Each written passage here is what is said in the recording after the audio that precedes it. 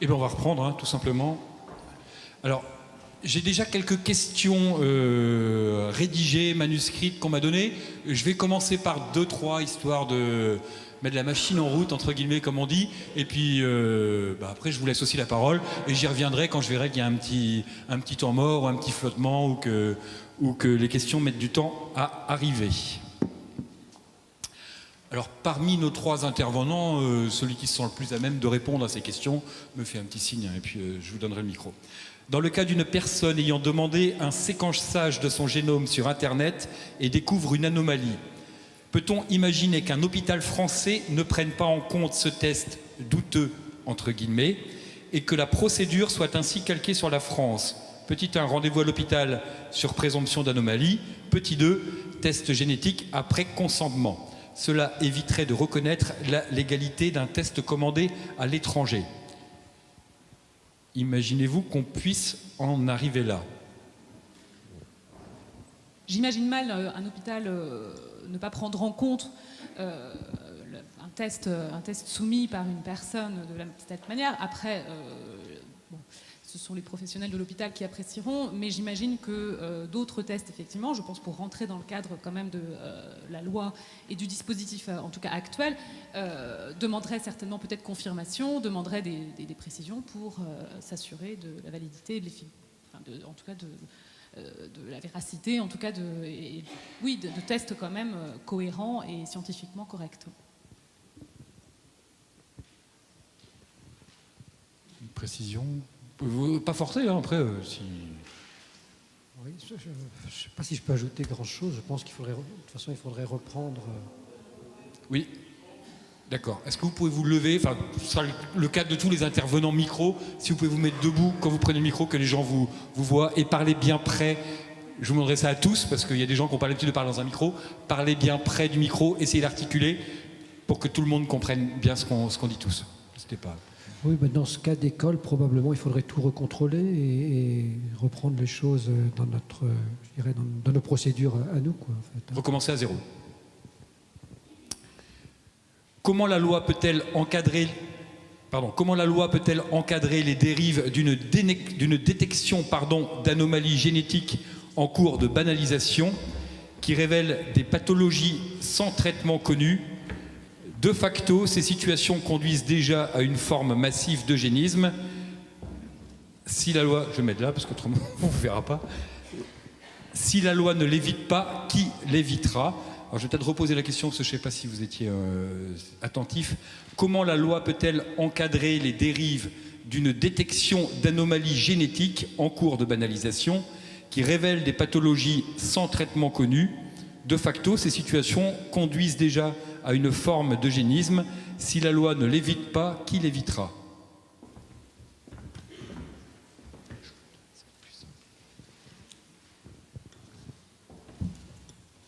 Alors, c'est bon. Encadrer les dérives, la loi, elle est là pour ça, mais elle ne peut pas évidemment encadrer tout. Les dérives, tous les progrès, tous les excès que permettent les progrès.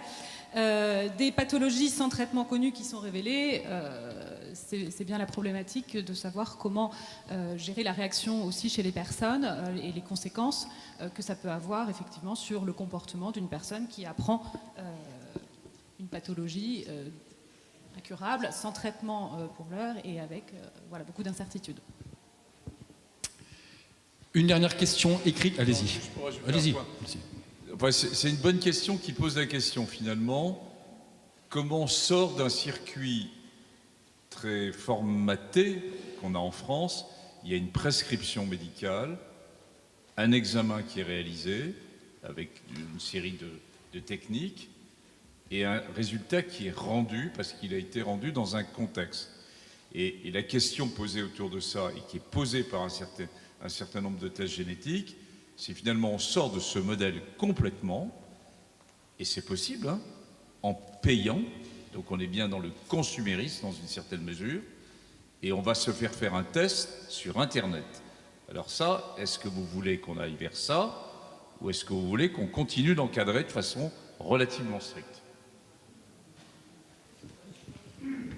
Allez, on va commencer les questions. Je continuerai. Si vous voulez bien rapprocher le micro. Alors attendez, on a une question ici tout de suite. Alors ici, Madame est intervenue. Ce serait bien qu'il y en ait en fait une au fond et une voilà. Comme ça, on va être rapide, on va dire. En fait, c'était même pas une question, c'était une réaction. C'est est-ce qu'on a le choix? Quelque part, j'ai l'impression qu'on n'a pas le choix. Et le droit va se retrouver, à mon avis, devant une zone de non-choix. C'est-à-dire devant le fait accompli, comme il s'est trouvé devant le fait accompli dans de multiples situations qui touchent à la bioéthique. Pour les premières fécondations in vitro, le droit les a constatées. Donc on est exactement dans les mêmes positions. Alors, la difficulté de la bioéthique, c'est son côté un peu international. C'est ce que Hurier disait en 1994, les lois bioéthiques c'est bien, mais le problème c'est l'espace autour de la France. C'est comment on gère en fait les possibilités qui sont offertes par d'autres pays. Donc à mon avis, au niveau des tests génétiques, je ne vois pas comment on va pouvoir les interdire quelqu'un d'aller sur un site internet et de commander un test. Le problème c'est qu'est-ce qu'on fait après ? Une fois que le test il est fait, une fois qu'on est devant le fait accompli, qu'est-ce qu'on fait? Alors effectivement, je vois mal un médecin voir un patient qui lui dit voilà, j'arrive avec un test que j'ai fait sur internet et je vois très mal le médecin sur le plan éthique lui dire bah écoutez, repartez avec votre test, je veux rien savoir. C'est impossible. Donc forcément, le médecin dans son grand humanisme va mettre en place des solutions. Ce qui va se passer, c'est qu'il va se retrouver seul parce qu'il n'y a rien, c'est pas encadré. Donc quelque part, bon, je parle de la GPA, on est un petit peu dans la même situation. Il y a des gens qui reviennent avec des enfants et finalement, qu'est-ce qu'on fait? Mais au bout d'un moment, on les reconnaît à l'état civil parce que c'est dramatique. Donc on va se retrouver dans quelque chose qui est parallèlement un petit peu dans le même contexte. La question, enfin, le poids va reposer. Mais c'est ça qui peut être un peu inquiétant. Vous allez recevoir des gens qui vont faire un certain nombre de choix, d'aller ailleurs, chercher quelque chose qu'ils ne trouvent pas ici. Et c'est quelque part, je pense que le droit va avoir du mal à répondre à ça. Enfin, je ne sais pas, ma collègue juriste va peut-être pouvoir... Celui qui veut répondre... Je vais juste préciser que cette difficulté de réguler les accès aux tests qui sont en libre. Ça marche, on est près de la qui sont en libre accès. En 2011, ça a déjà été pris en compte et en fait, la seule solution qu'a trouvé le législateur, en tout cas à ce moment-là, c'est de créer une nouvelle infraction. Donc il y a une sanction pénale quand effectivement on a recours à ce type d'examen en dehors des conditions qui sont actuellement définies par le droit français. C'est la menace de la sanction pour l'instant que le droit français a simplement trouvé comme réponse. Monsieur. Oui, bonsoir. Merci beaucoup pour ce débat que vous nous offrez. Benoît Delacoste, d'Alliance Vita, délégué départemental. Vous parlez du sens, justement, d'un sens inéluctable, d'un sens de l'histoire. On a déjà eu l'occasion, justement, si j'ai bonne mémoire, en 2004, pour les histoires de clonage humain, avec ce professeur sud-coréen qui est revenu, finalement, sur cette question de clonage d'embryons. Comme quoi le sens de l'histoire, il n'est pas forcément inéluctable et que justement la loi et les législateurs est bien là pour travailler sur quelque chose qui peut durer. Monsieur, vous parliez également de cette question relative. Est-ce que justement, et c'est là ma question, est-ce qu'on peut parler autour de tous ces sujets bioéthiques, est-ce qu'on peut parler de questions relativistes? Le contexte, il va forcément changer, l'avancée de la science va forcément avancer. Est-ce qu'aujourd'hui, on peut justement dire, puisque ça avance, on est obligé d'avancer? Est-ce que ce n'est pas justement le rôle de l'État de cadrer tout cela pour pouvoir donner une structure? Parce que là-dedans, l'objectif est de protéger qui? Le plus fragile. Vous parliez des investissements financiers, vous parliez des enjeux pour les big data, vous parliez de tous finalement ces conglomérats énormes qui risquent d'arriver si on ouvre les vannes, et on sait très bien que si la porte est ouverte pour quelques exceptions, les juristes des grands groupes sauront s'introduire par les failles. Est-ce que justement ce n'est pas le rôle du législateur de pouvoir poser des bases sereines et claires qui ne sont pas justement relativistes. Merci beaucoup.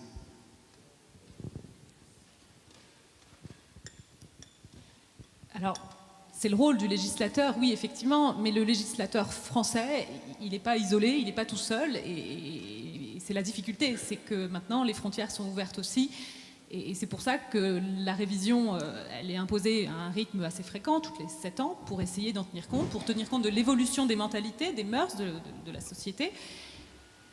La question est ouverte, mais oui, c'est le rôle du législateur, mais il ne peut pas non plus, le législateur français, raisonner qu'en prenant en compte la société française. Moi, je ferai 2-3 commentaires, parce que vous posez évidemment une très bonne question. La première, c'est que la science avance, et qu'il est probablement impossible de l'arrêter, et pas souhaitable de l'arrêter. Parce que où serions-nous si un certain nombre d'avancées médicales n'avaient pas été prises en compte dans des conditions relativement difficiles. Maintenant, ce qui nous paraît évident sur le don d'organes, quand ça a débuté, on pouvait aussi se poser la question. Enfin, vous voyez, il y a une série de questions assez similaires quand on les regarde 50 ans auparavant. Le deuxième élément, c'est que la société évolue. Elle évolue. Et que ce qu'il y a, il est hors de question non plus de bloquer l'évolution de la société. Et que ce qui est à garder probablement sur certains aspects de bioéthique, c'est que les deux vitesses qui vont pas forcément à la même vitesse, à un moment donné quand même doivent se rejoindre et doivent être cohérentes entre les avancées de la science et les avancées sociétales. Alors si maintenant on reprend votre question, et pour rejoindre la loi au niveau français, la science est internationale et elle n'a pas de frontières. Sur un certain nombre de grandes décisions éthiques et de bioéthique, il y a, et vous le savez parfaitement, des différences, y compris entre des pays qui sont proches et qui ont des cultures qui sont relativement proches. Sur certains sujets que je ne citerai pas aujourd'hui, en Belgique, en Suisse, en Espagne, en Allemagne, en Angleterre, il y a des positions qui sont différentes. Ce qui montre bien, en effet, que la construction et la reconstruction d'une loi de bioéthique en France est un temps essentiel de notre réflexion et qu'il y a des possibilités, en effet, de laisser ouvrir une porte ou au contraire de ne pas trop la laisser s'ouvrir. C'est votre enjeu. Madame, et ensuite ce sera monsieur. Et madame d'abord là-bas, excusez-moi. Merci, je voulais remercier les intervenants pour leur exposé clair, concis, et puis remercier l'espace de réflexion éthique de Bretagne et le professeur Bols pour cette réunion que j'ai trouvée très intéressante. Alors moi je ne suis pas du tout une spécialiste, je trouve que vous mettez la barre assez haut à nous demander notre avis sur des sujets qui sont quand même assez compliqués. J'avais plusieurs axes de questions. Sur les tests que l'on proposait, vous demandez est-ce qu'on l'ouvre plus ou est-ce qu'on ne l'ouvre pas. Moi, ce qui me semble important, vous avez dit que ces débats, c'était aussi de se poser la question de savoir dans quelle société on voulait vivre. Moi, je ne veux pas vivre dans une société où la médecine est à deux vitesses et où ceux qui peuvent payer des tests se les payent et d'autres ne pourraient pas se les payer. Donc, je pense qu'il vaut mieux encadrer et savoir quels tests on fait, dans quel but. Alors, si c'est à but de recherche, peut-être qu'il faut que ça soit plus large. Si c'est à but médical, peut-être que si on sait forcément que... Enfin, il faut peut-être qu'à but médical, c'est qu'on ait une proposition à faire aux patients dans les soins. C'est-à-dire que si on sait que de toute façon, il n'y a rien à faire, je ne suis pas sûre que les tests soient évidents. Enfin, moi, je ne suis pas médecin, donc peut-être que vous aurez un autre avis. Mais donc, il y a ça. Et je pense qu'il y a le problème de l'accompagnement.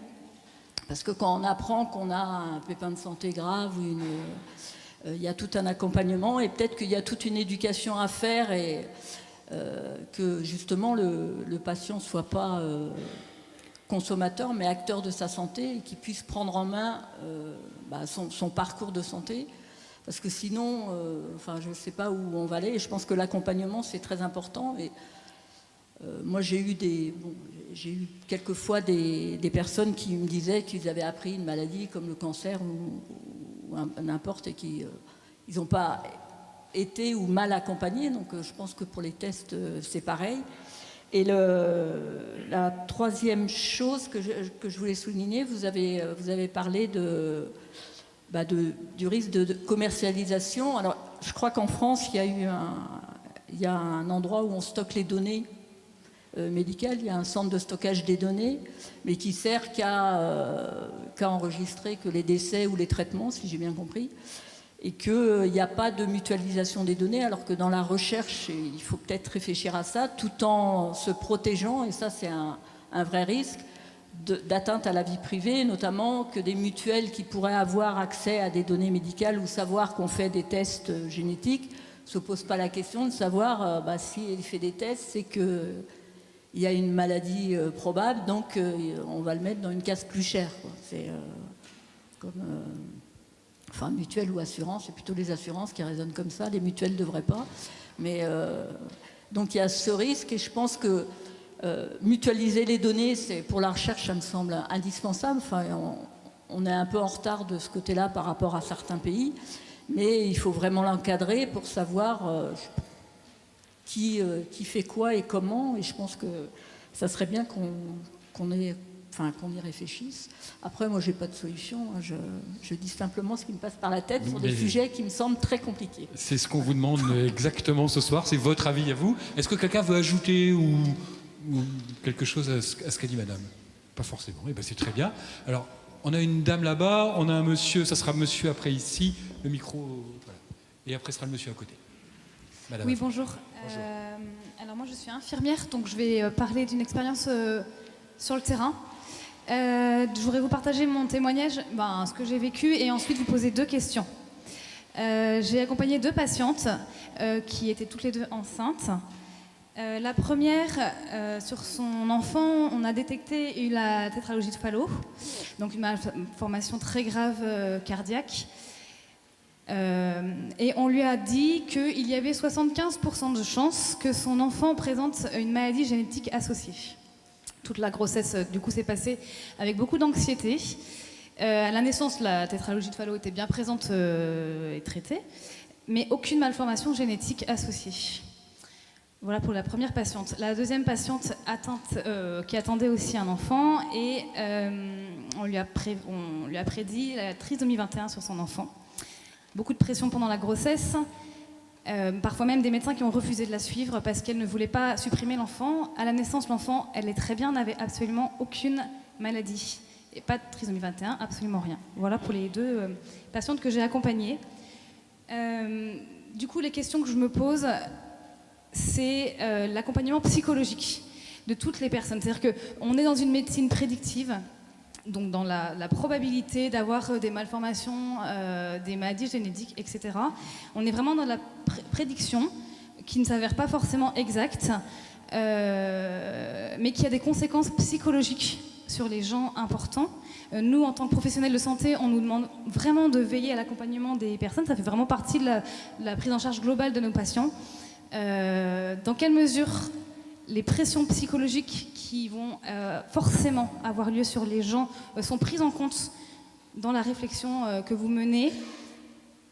Voilà. Et deuxième question, quand la prédiction ne s'avère pas exacte, comme j'ai pu le vivre sur le terrain, on va se retrouver avec des gens qui sont dans la méfiance en fait, vis-à-vis du corps médical, ce qui est à peu près entendable.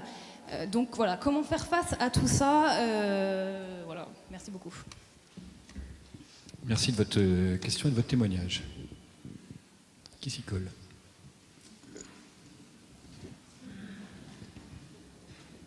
C'est bon, il est branché. Il est branché. Il est allumé? Oui, oui. Il est allumé. Près de la bouche.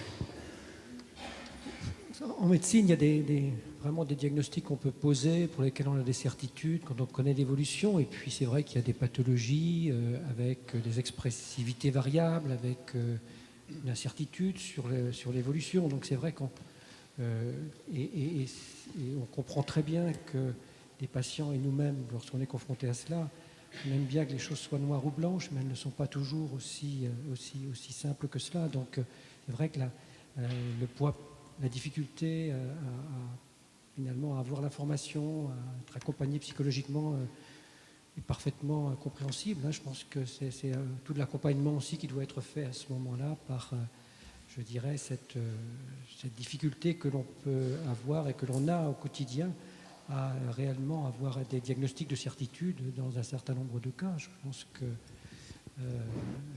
que c'est inévitable en fait.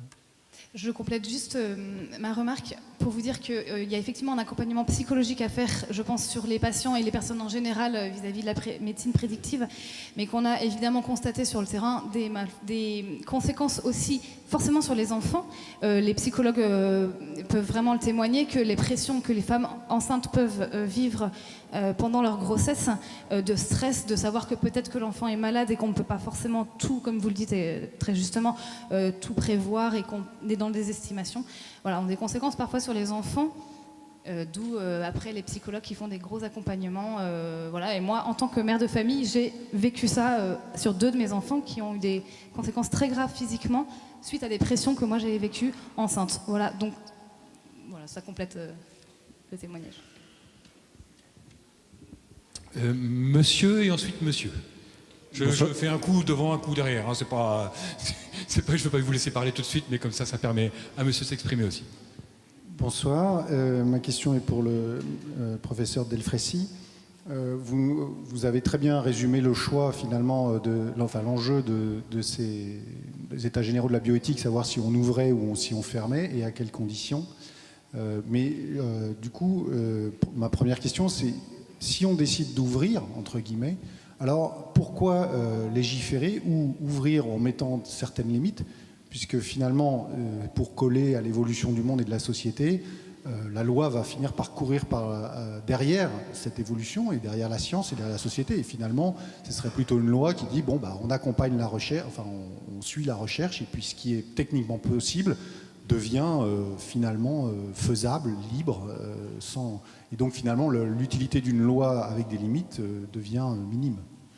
Donc, et ça pose du coup la deuxième question, je n'ai pas entendu de propos là-dessus, mais peut-être que ça m'a échappé, c'est du coup quels seront les critères des recommandations du Comité national d'éthique et les critères que prendront les législateurs pour établir cette loi ou établir leurs recommandations.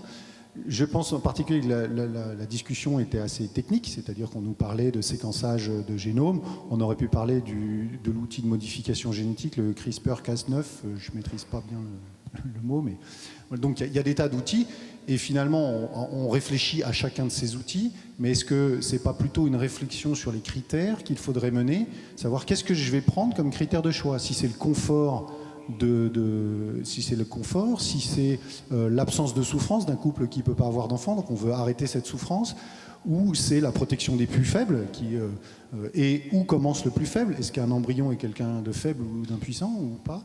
Et donc finalement, une fois qu'on a choisi ça, si c'est le confort, c'est la liberté totale sur le confort. Si c'est la protection du plus faible, au contraire, on va être obligé de limiter.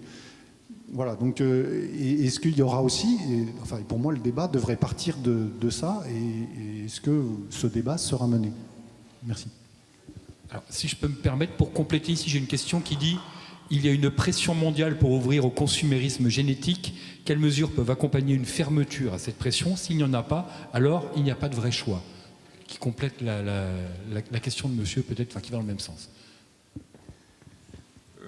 Deux très bonnes questions dont évidemment je n'ai pas les réponses. La première sur la loi. Ça a été très bien dit par notre collègue juriste, c'est-à-dire que le droit suit finalement la science. La science avance et le droit suit. Mais le droit est absolument nécessaire. La particularité française, c'est ce rendez-vous tous les 7 ou 8 ans. Une fois de plus, à l'occasion de ce renouvellement de la loi. Moi-même, j'ai un point d'interrogation, je suis un peu comme vous, c'est-à-dire que quand on sait que le doublement des connaissances en sciences est maintenant proche plutôt de l'ordre de 4 ans et demi, pourquoi se rester avec une loi tous les 7 ou 8 ans? Est-ce qu'il ne faudrait pas quelque chose de plus fluide, qui qui se construisent au fur et à mesure du temps. D'autres pays, d'autres grands pays le font. Hein. Et notre modèle français, bon, voilà, peut poser questionnement. Et puis après avoir dit ça, et je m'en rends compte là depuis quelques mois, alors que je n'étais pas, je vous l'ai expliqué, un spécialiste de l'éthique depuis de très nombreuses années, je me rends compte aussi de l'intérêt qu'il peut y avoir de prendre à un moment donné le temps de s'arrêter et surtout de faire arrêter les politiques. Le temps des politiques, vous le savez, il est très court, hein. Il est dans des résultats à très court terme, alors que là, on s'inscrit dans une réflexion beaucoup plus de fond, beaucoup plus de long terme que vous avez évoqué dans votre deuxième remarque. Et prendre le temps de s'arrêter un peu pendant quelques mois pour arrêter tout le monde, entre guillemets, et prendre le temps de réfléchir, ça a aussi quand même un certain nombre d'avantages. Ensuite, bon, sur ces aspects, sur ces grandes questions, il faut savoir que de grands pays, comme les États-Unis par exemple, le président Obama avait à côté de lui un comité d'éthique présidentiel pour l'accompagner dans ses réflexions. Eh bien, ce n'est pas quelque chose qui est intangible, hein, et qui est intouchable. Le président actuel des États-Unis, bon, certes particulier, vient de dissoudre ce comité. Hein. Donc, ce sont des choses quand même précieuses qui existent en France autour de cette réflexion. Alors, sur votre deuxième remarque, que je trouve très très pertinente, c'est-à-dire au lieu de parler finalement d'axes verticaux, de la génomique, des nouveaux outils de la génomique, des neurosciences, etc., est-ce qu'il n'y a pas finalement avoir une réflexion qui est plutôt transversale vers quelle valeur, grande valeur nous voulons aller et quelle grande valeur nous voulons porter? Eh bien, je pense que les deux exercices sont nécessaires. Il faut avoir une réflexion. Les avancées de la science sont avec des visions verticales, hein, c'est tel sujet, on en traite un ce soir. Et puis par ailleurs, au bout de tout ça, et ça sera l'occasion pour le Comité national d'éthique, eh bien d'arriver à ce que vous demandez, c'est-à-dire de quelle grande valeur nous voulons porter, et donc en fonction de ça, quel grand choix nous allons faire. Et exactement avec les grandes orientations que vous donnez, hein, c'est-à-dire le plus faible, le plus précaire, ou au contraire, est-ce qu'on va vers une société de consuméristes ou pas? Donc, je partage votre analyse. Reste à la mettre en musique. Monsieur au fond. Oui, je voudrais apporter une contribution à ce débat sous l'angle de l'accès à l'information, finalement, et à la disponibilité de certaines informations. Alors certes, on est dans une société ouverte, la transparence, tout le monde la souhaite, tout le monde l'encourage, et on imagine, parce qu'elles ont été très précisément décrites, les énormes pressions qui poussent à rendre très accessibles les informations dans le domaine de l'humain, du génome, etc. Et je précise d'ailleurs qu'un des exemples de cette société transparente, c'est la qualité de ce débat et de ce type de débat. Donc il y a beaucoup de pression, et il va y en avoir beaucoup, pour ouvrir et rendre disponibles ces informations, y compris commercialement. Et pour autant, la plupart des sociétés, depuis très longtemps, ont toujours cherché à protéger certaines informations pour une certaine notion du bien commun. Réjouissons-nous aujourd'hui que certaines découvertes scientifiques, ou le fruit de certaines découvertes scientifiques, je pense notamment à l'atome, je pense aux chimiques, ne soient pas disponibles et soient d'accès restreint. Ça n'empêche pas qu'il y a des États voyous qui rendent ces informations disponibles. Mais globalement, la plupart des sociétés se sont entendues pour considérer que le bien commun consistait à protéger l'accès à ces informations. Alors, est-ce qu'on n'est pas un peu dans ce cas-là avec, on a bien l'intuition, et les questions qui sont posées montrent bien que sur ces questions du génome, on touche au cœur de l'humain, on touche finalement à l'essence même de notre humanité. Et là, c'est pas une question, mais on est là aussi pour débattre et pour donner des points de vue. En tant que citoyen, j'ai tendance à attendre de notre législateur qu'il protège cette information, qu'il le protège sans nier l'énorme difficulté, hein, mais je pense qu'il y a suffisamment d'intelligence dans ces comités d'éthique et dans tous ces comités scientifiques pour trouver des solutions. On attend du législateur qu'il protège cette information. Et d'ailleurs, on peut souligner que c'est un des honneurs que la France peut avoir, d'avoir su jusqu'à présent conserver une attitude raisonnablement prudente sur ces questions. Peut-être que dans quelques années, nos petits-enfants se féliciteront de l'attitude qu'a eue la France, d'avoir été une des voix protégeant l'humanité face à des États voyous qui commercialisent. D'ores et déjà, vous parliez des États anglo-saxons, je ne sais pas si ce sont des États voyous, mais il est clair qu'ils sont déjà allés très loin dans la commercialisation du génome. Alors c'est pas parce que ça se fait, c'est pas parce que nos voisins jouent aux apprentis sorciers, qu'il faut que toutes les digues rompent trop vite. Voilà, merci de vos réactions. Est-ce qu'une réaction justement à ce qui était dit? Non, la réaction elle doit être dans la salle. Oui, non, mais... Alors... Oui, alors... Attendez, voilà, non mais j'attendais que madame, je ne la voyais pas d'ici. Merci madame. Ensuite, ce sera monsieur ici. Moi j'ai une projection, j'ai aucune réponse ni aucune assertion. Je pense effectivement que la science avance, je pense qu'effectivement on est dans un monde de consumérisme, je pense que tout ça va être une grande crue, c'est un mot à la mode, et je ne vois pas comment nous, le monde médical, le monde des soignants, on va pouvoir répondre à ça. Parce que je me vois mal avec des tas de gens qui se précipitent à notre consultation en disant j'ai fait mon test et il se trouve qu'on me dit que dans 10 ans j'aurai ceci. On n'est déjà pas assez nombreux pour le monde, enfin le monde médical n'est pas assez nombreux, on est en train de parler des déserts médicaux et Dieu sait qu'en Finistère il y en a, il y a des inégalités importantes et je pense aussi que ça c'est une boîte de Pandore qui fait partie de la réflexion de quel système de santé on veut. Parce qu'il y aura forcément de la double vitesse et il y aura forcément des gens dans le consumérisme qui paieront, qui verront un spécialiste et puis il y en aura d'autres qui n'auront pas accès. Et ça aussi, c'est une donnée de projection qui me semble importante parce qu'on n'est pas bien organisé pour faire face à ça. Monsieur. Oui, alors, c'est pas vraiment une question, c'est plutôt une question, je ne sais pas si elle m'est personnelle, sur l'accessibilité de notre débat. Je ne sais pas si elle m'est peut-être personnelle, parce que, bon, j'ai effectivement des appareils. Je veux dire, je trouve que j'ai du mal à vraiment comprendre toutes les questions, d'où effectivement l'importance, comme je vois maintenant l'habitude de se prendre dans la salle, de se lever. Et puis, moi j'ai envie de dire, si possible, comme cette dame à l'instant, de parler fort, distinct, ne pas avoir peur de parler assez fort, parce que je trouve qu'il y avait des choses que j'ai perdues vers le fond de la salle, là. Et puis alors, les intervenants, je suis confus, mais leur demander aussi vraiment de donner dans le même sens. Personnellement, j'entendais mieux les conférences qui se déroulaient à la table, là, tout à l'heure. Évidemment, je ne sais pas si la position où vous êtes... C'est les micros. Vraiment vous demandez le plus possible d'avoir des interventions vraiment percutantes et audibles. Je suis confus. Hein. Non, mais il n'y a pas de mal. Je sais, oui, monsieur a un micro, et ensuite, ce sera madame, peut-être là-bas. Oui, bonjour. Moi, il y a quelque chose qui me gêne un peu dans une opposition qu'on fait entre, d'un côté, la science, et de l'autre côté, le politique et le juridique.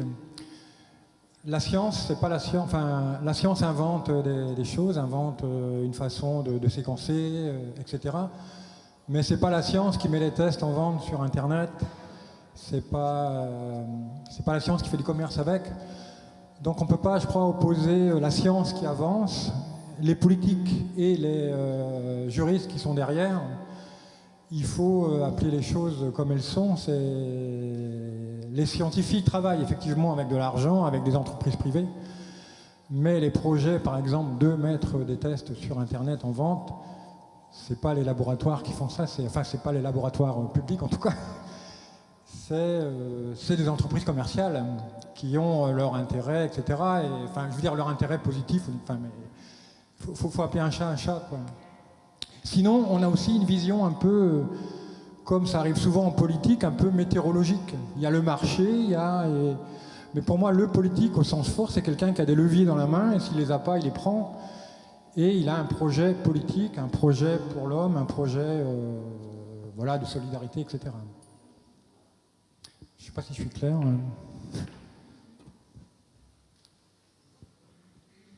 Voilà, madame... Ah ben monsieur, attendez monsieur, s'il a un micro, et comme ça on aura le temps d'en apporter un, madame. Allez-y monsieur. Bon, alors, moi je suis passé dans le questionnaire qu'on nous a distribué tout à l'heure, et puis je suis un petit peu embêté sur la première question, le petit 1 de la première question. Concernant l'instauration d'un dépistage génétique généralisé et systématique dans toute la population, afin de détecter chez chaque individu le risque de développer certaines maladies ou troubles d'ordre génétique. Et je me permets de le rapprocher de la 6e diapositive de l'exposé du professeur Claude Ferrec, où sur la 6e diapositive, c'était la même question en gros, et on avait 4 réponses possibles. C'était l'une, oui, oui, mais à condition, non, ne se prononce pas.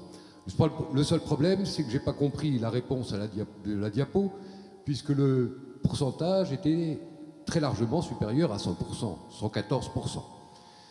Bon, mais toujours est-il que je reviens à la notion de maladie et de trouble. Maintenant, je suis électricien. J'ai un confrère qui est daltonien. Eh bien, pour moi, c'est un trouble majeur. Parce que quand il fait quelque chose dans un tableau électrique, eh ben, je ne l'y retrouve pas. Et quand je fais quelque chose, il ne s'y retrouve pas. Donc je pense que le début de notre réflexion doit partir quand même de là. Parce que la question découle de ce qu'on considère comme normal ou de ce qu'on considère comme un trouble. Et deuxième aspect de la question, un trouble constaté maintenant. On dit tous que le progrès de la science double le niveau de la connaissance tous les 4 ans et demi, 5 ans. Est-ce qu'un trouble constaté maintenant sera encore un trouble dans 10 ans? Croit-on en la science?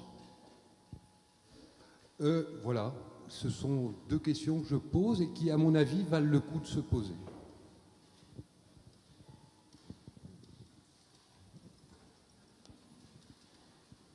Bien fort, Claude Ferrec, s'il vous plaît.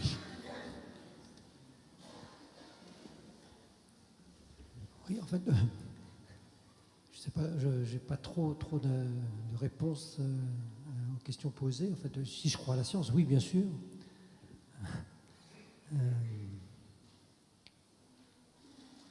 Et sur cette question, est-ce qu'un trouble décelé aujourd'hui sera encore un trouble dans 10 ans? Est-ce que dans 10 ans, on n'aura pas trouvé le moyen de guérir ce trouble qui ne sera plus qu'un... Ce que vous appelez un trouble, en fait, c'est une maladie, un symptôme? Enfin, j'imagine, je ne veux pas parler pour monsieur, hein, mais je... Oui, ce que j'appelle un trouble, et justement, je reviens à la question du questionnaire, parce que pour moi, parler d'un trouble, sans définir ce qu'est un trouble d'ordre génétique, c'est la question, hein, je ne fais que relire la question. Mais je pense que c'est là où on est tous un petit peu dans, on dirait en breton, dans l'againe. Parce qu'il faut revenir à cette notion de trouble. Qu'est-ce qu'on appelle un trouble génétique? C'est pour ça que je parle de mon collègue qui est daltonien. À la limite, il présente un trouble génétique. C'est une maladie génétique parfaitement connue et qui trouble son quotidien dans l'expression de son métier. Bon, c'est un exemple. Donc ce que je veux dire, c'est, ça revient aussi à la diapo 6. Oui, mais à condition. Quelles conditions? Tu voulais faire une remarque?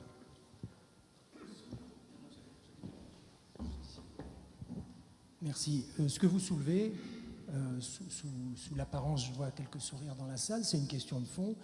Il faut renvoyer à, bien sûr, Georges Canguilhem, c'est la définition du normal et du pathologique. Et ce que vous dites, c'est très exactement ça. C'est-à-dire, qu'est-ce qui est normal et qu'est-ce qui est pathologique? Et donc, dans les exemples que dans ce que vous essayez d'évoquer, il y a très clairement ça.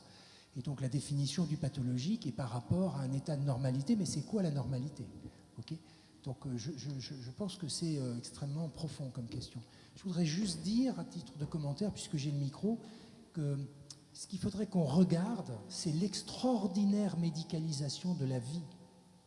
Nous n'existons plus qu'au travers de la médecine dorénavant. Et la médecine vous dit qui vous êtes. Okay, et on revient à cette notion de contrôle de la biopolitique, et là il faut renvoyer à Foucault, le philosophe, qui l'a très très bien décrit et détaillé. Donc la médecine et les pouvoirs publics appuient dessus, parce qu'il y a, comme tu l'as dit Jean-François, des enjeux financiers, scientifiques, organisationnels majeurs. Donc de avant la conception jusqu'à après la mort, nous sommes au service d'une médecine toute puissante. Tout n'est pas à rejeter, tout n'est pas mauvais, mais simplement il faudrait avoir ça en tête. Et donc on doit tout savoir sur nous. C'est plus de la transparence, c'est de la mise à nu. Et le vrai problème qui a été soulevé par plusieurs personnes, c'est évidemment qu'est-ce qu'on fait de ces données.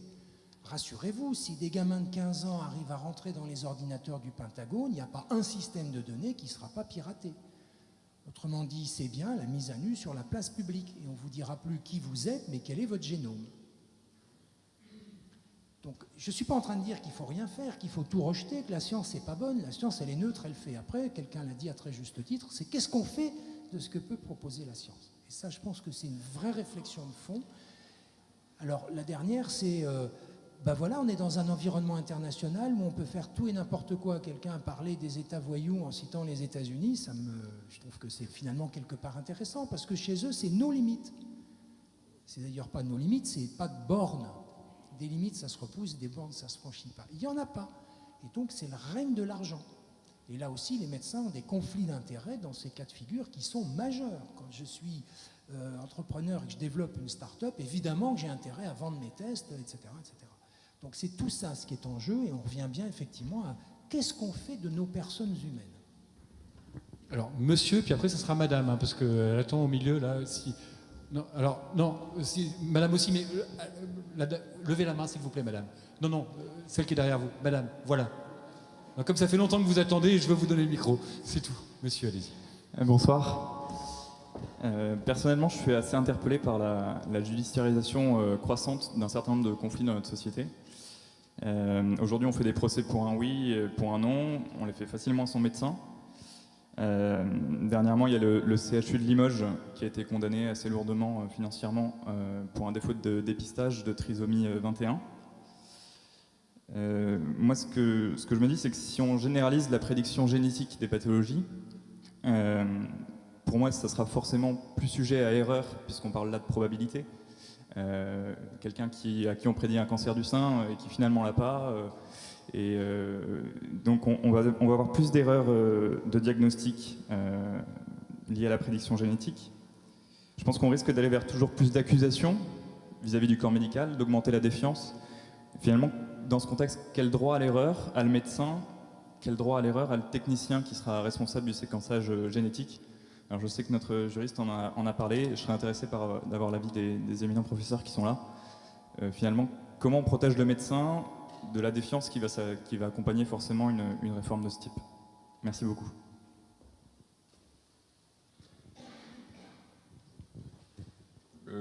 Non, je comprends votre question. Fondamentalement, quand même, dans la relation médecin-patient, le problème majeur n'est pas de protéger le médecin. C'est d'abord d'accompagner le patient. Hein, c'est notre métier. Hein, et c'est la base de notre métier. Néanmoins, c'est vrai qu'il y a une certaine forme y compris en France, qui arrive doucement d'ailleurs, plus doucement qu'on ne l'avait imaginé, de mise en responsabilité de l'ensemble des soignants sur un certain nombre de sujets. Par ailleurs, et le débat de ce soir le montre bien, il y a également de la part je dirais de l'ensemble de la société un besoin finalement de risque zéro, de risque nul. On ne conçoit plus, ou on a du mal en tout cas à concevoir, d'avoir un enfant avec une anomalie. Etc., etc. Puis il y a d'autres exemples. Donc ce mélange entre un risque non accepté, de moins en moins accepté, à la fois dans le domaine de la grossesse et donc de la génétique, mais aussi dans d'autres domaines, dans la relation avec le médecin, et le fait qu'il y a un corps médical, et en particulier un jeune corps médical, la nouvelle génération, pas la mienne, qui se réfugient en disant bon, bah, si c'est comme ça, moi je prends aussi, je prends du recul vis-à-vis de ça, montre qu'on est bien dans un contexte difficile en ce moment, hein, qui dépasse le problème de la révision de la loi bioéthique, mais qui est quand même finalement le problème de la médecine de demain et du patient de demain. Où va-t-on vers les relations médecin-patient, hein, et avec un climat de confiance qui n'est plus tout à fait celui qui s'était créé il y a une vingtaine d'années. Voilà, c'est un constat. Et c'est à nous de le faire bouger, et c'est à nous de revenir à une volonté essentielle qui n'est pas de protéger le médecin, mais qui est d'accompagner le patient. Madame, donc. Bonsoir. En 2003, j'attendais un bébé, Héloïse, et cet enfant, 3 ans après, est décédé d'un cancer lié à un neuroblastome. Donc d'après ce que j'ai compris, je ne suis pas médecin, mais ce que nous a expliqué le médecin, c'est que ce sont des cellules embryonnaires, c'est ça, qui ont évolué et qui sont devenues cancéreuses. Ce qui veut dire que s'il y avait eu un diagnostic, en tant que parents, nous aurions pu savoir qu'Héloïse allait décéder de ce cancer, puisque il est redoutable. Vous imaginez, aujourd'hui, en vous écoutant, je me dis, mais je préfère quand même avoir vécu les 3 années avec Héloïse dans une paix, voilà, tout à fait normale, dans une vie de famille normale, sans savoir qu'à 3 ans, elle allait déclencher ce cancer, et d'avoir pu vivre ces merveilleuses années avec elle. Et puis, voilà. Et si c'était à refaire, eh bien, je pense que je choisirais de donner la vie à mon enfant, Héloïse, qui était porteuse de ce neuroblastome, ce risque, vous voyez. Donc il y a ça qui me fait réagir un peu ce soir. Et puis, me concernant, j'ai une sclérose en plaques et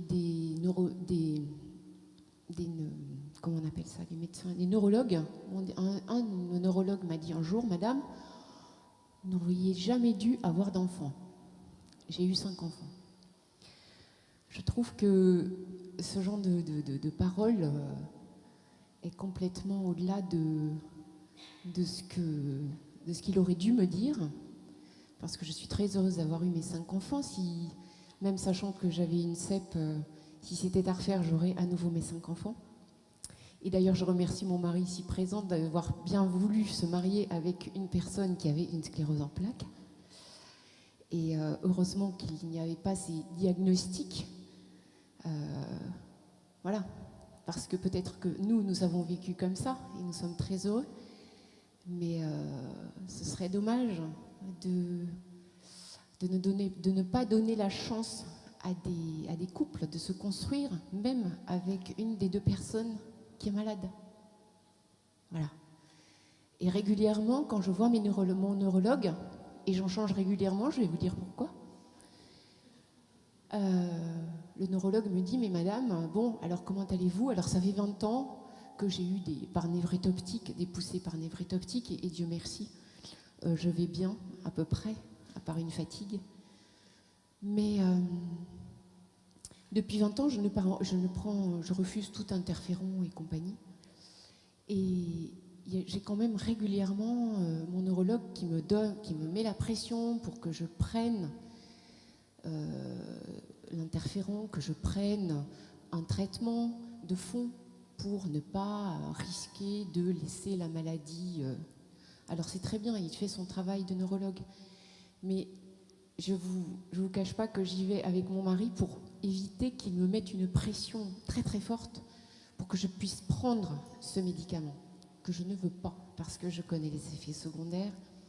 Et voilà, et puis c'est un choix, je préfère vivre le moins possible avec les médicaments. Voilà, donc diagnostic, je dis attention, parce que ça vient occulter liberté profonde des personnes sur ce qu'on est. Alors je sais que j'ai une épée de Damoclès au-dessus de moi aujourd'hui avec le développement de la CEP. J'en ai parlé à mes enfants savent que plus ou moins je suis malade, mais bon, voilà, on vit comme ça et ils sont peut-être porteurs de la maladie, mais j'ai pas envie qu'ils le sachent, qu'on croise une personne grabataire qui ait cette maladie et qu'ils se projettent dans cette personne, qui s'identifie, parce que chaque personne est un cas. Une sclérose en plaques chez telle personne sera différente de telle autre. Donc voilà, il faut bien garder à l'esprit que chaque maladie a son profil particulier et que ce soit des maladies neurologiques ou des cancers, on peut les développer à tel âge ou à tel âge. Voilà, la vie, les personnes on est unique. On est unique. Voilà, donc j'ai pas vraiment de questions, c'est juste un témoignage, mais... Il n'y a pas de souci. Merci pour votre témoignage, justement. Alors, on en est où Alors, il y a une dame derrière vous. Ensuite, ici, et puis là-bas, monsieur. Un grand merci de nous donner le temps, de prendre le temps de nous écouter les uns les autres. C'est vraiment passionnant. Je suis médecin généraliste et j'attends un deuxième enfant. J'avais 2 remarques.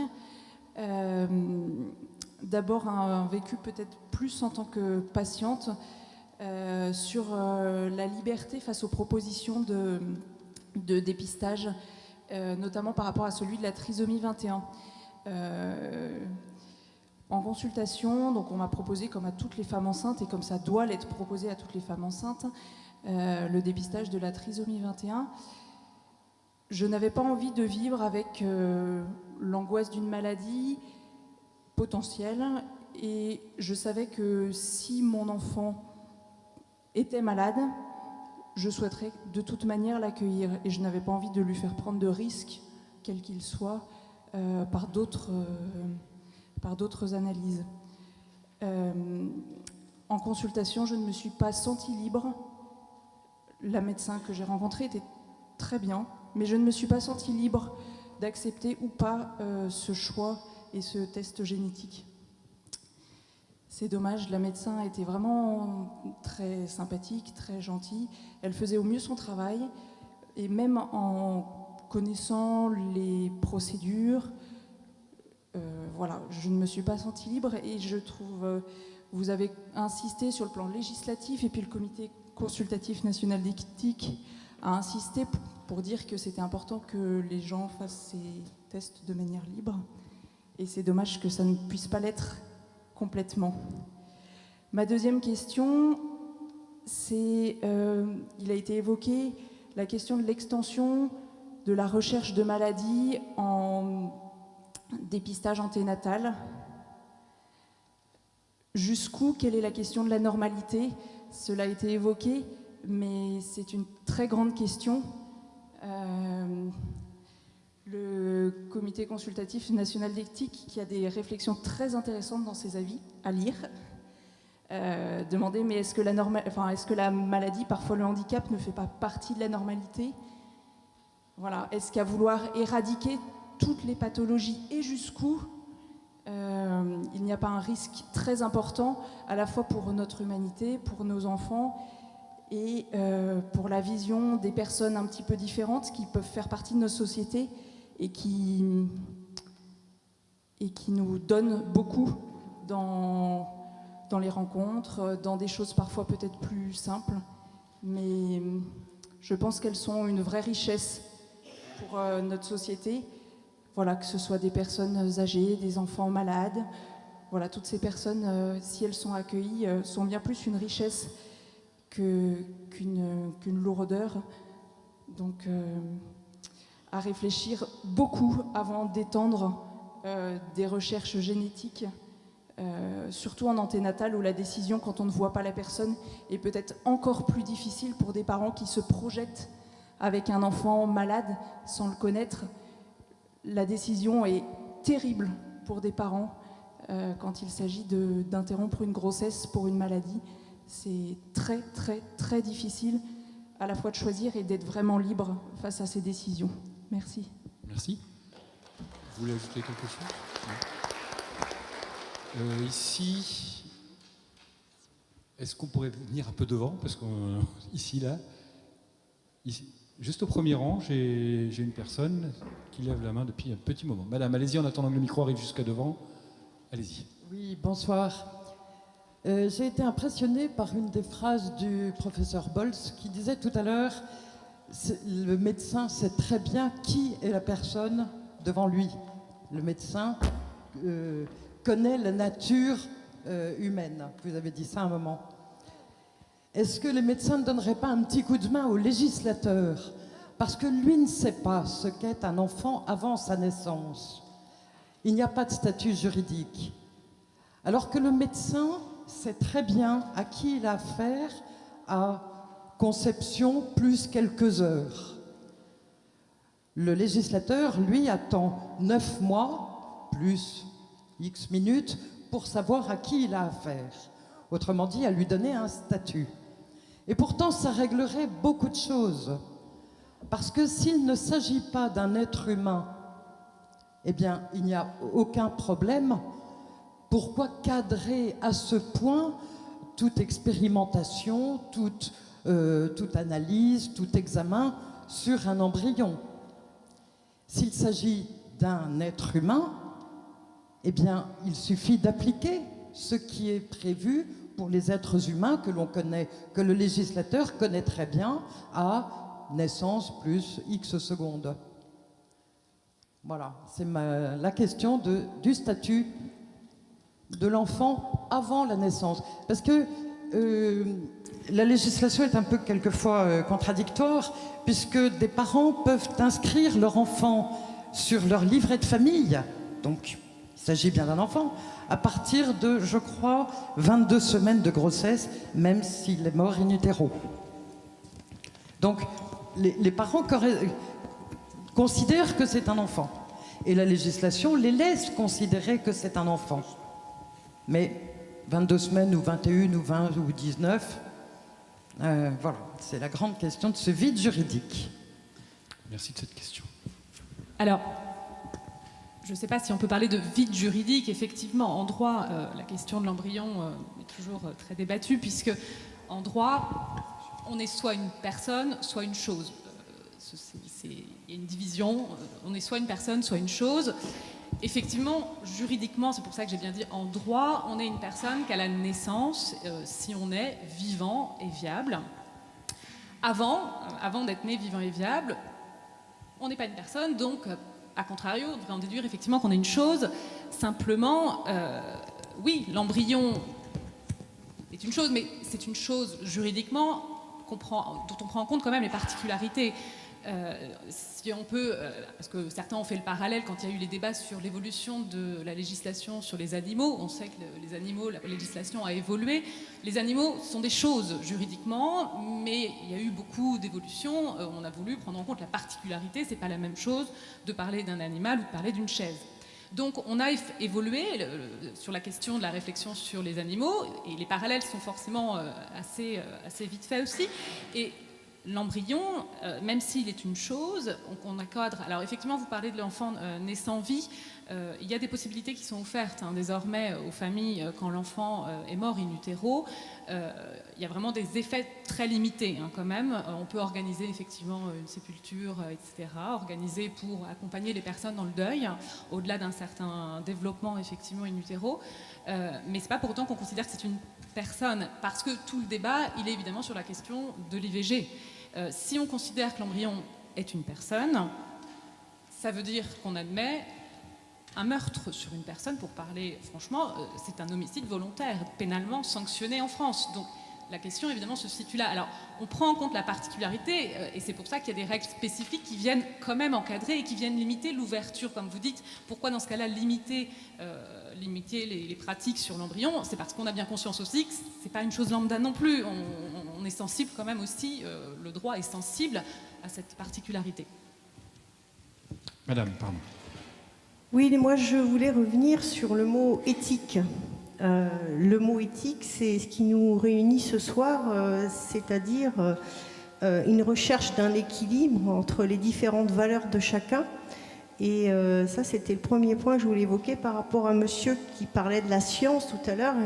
C'est vrai qu'en éthique, la science a quand même quelque chose à voir avec l'éthique, c'est-à-dire que science sans conscience, c'est quand même un petit peu embêtant.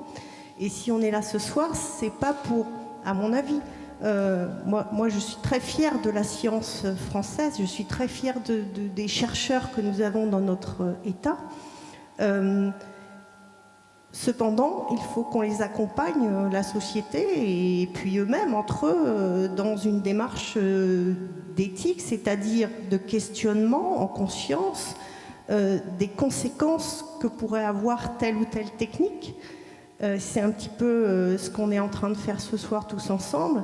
Et il n'est pas question de dire que la science est diabolique. Je voulais rebondir sur ce que vous disiez tout à l'heure, parce que je vous sens atteint un petit peu au cœur, et moi je vous réponds non, moi je suis fière de nos chercheurs français.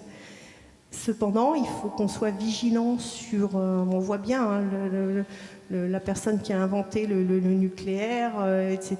Il y a des conséquences parfois que le scientifique qui est dans sa recherche, et pour avoir lu beaucoup de livres de François Jacob, j'ai compris que quand on était dans sa recherche, on ne s'arrête plus, on est passionné, les heures passent, défilent à toute vitesse, on est dans son domaine, on veut aller le plus loin possible parce que peut-être qu'on va trouver quelque chose d'extraordinaire, et ça je le comprends.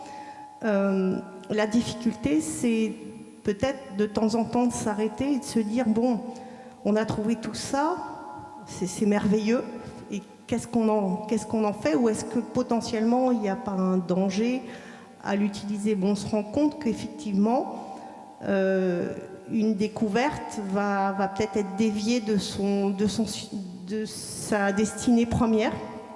Et ça, après, c'est la difficulté de maîtriser ces choses-là. Donc, aujourd'hui, on a tous des opinions différentes, mais ce que je voulais vous dire, c'est que vous avez tous le droit de les avoir. C'est ça l'éthique, c'est pour ça qu'on est réunis. On n'arrivera jamais à mettre d'accord tout le monde, et c'est tout le défi du droit. Et c'est pour ça qu'il s'appuie sur le Comité consultatif national d'éthique, parce que c'est infaisable de mettre tout le monde d'accord.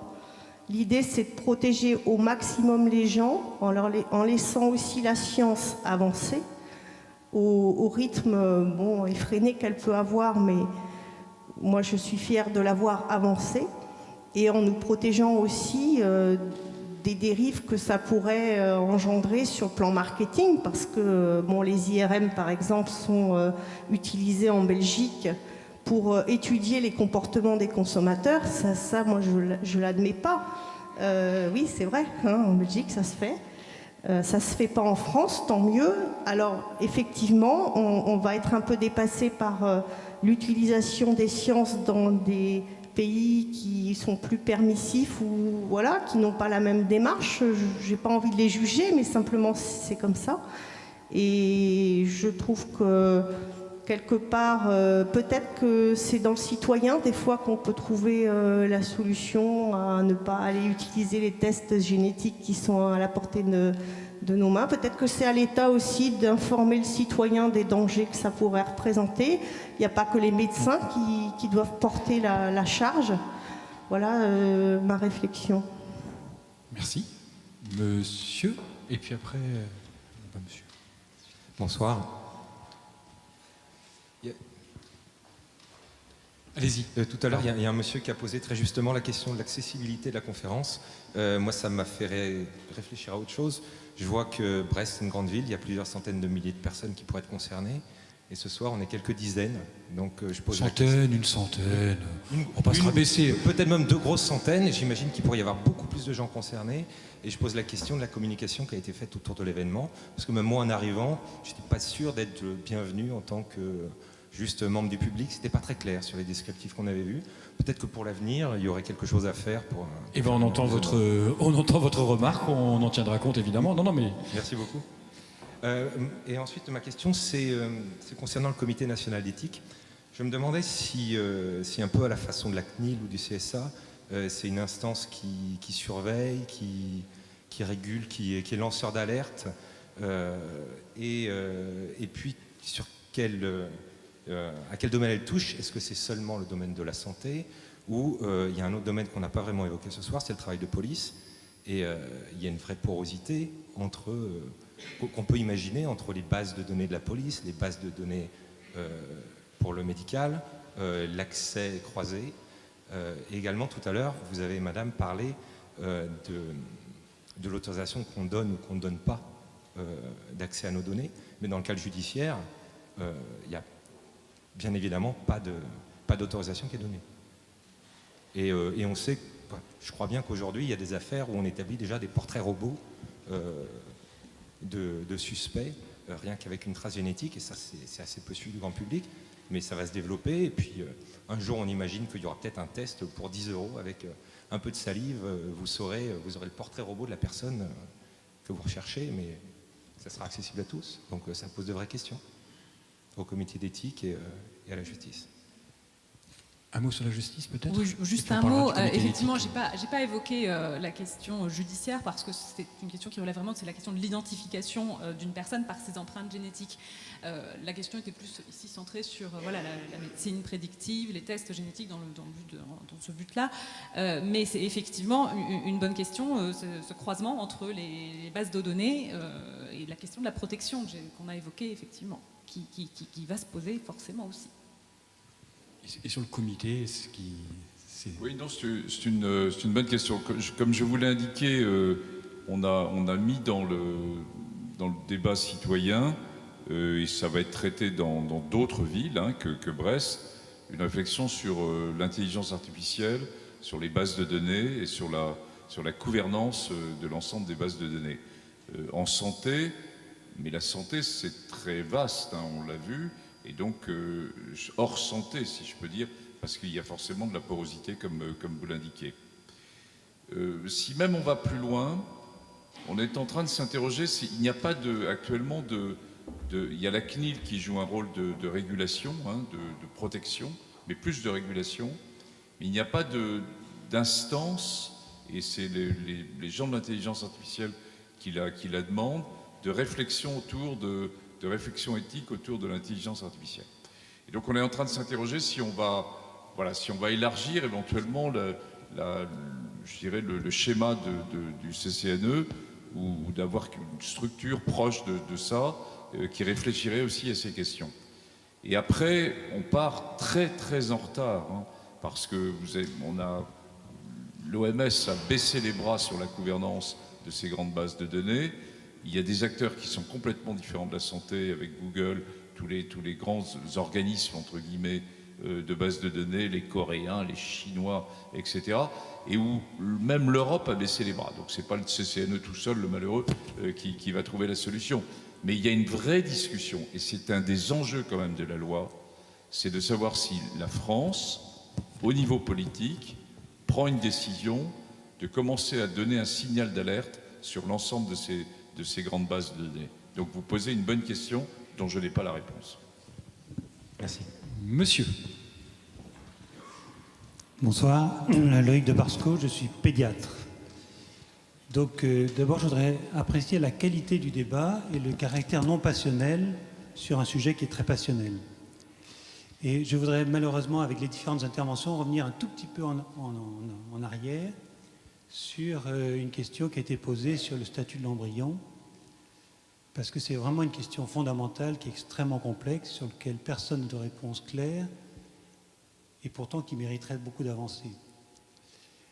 Juste un exemple, on est régulièrement confronté à des situations vis-à-vis de familles qui nous disent, sur une maladie d'une particulière gravité diagnostiquée juste après la naissance, pourquoi ne peut-on pas faire juste après la naissance ce que j'aurais le droit de faire juste avant la naissance? Vous voyez ce que je veux dire? Donc la grande question est qu'est-ce qui différencie l'enfant à naître et l'enfant juste né?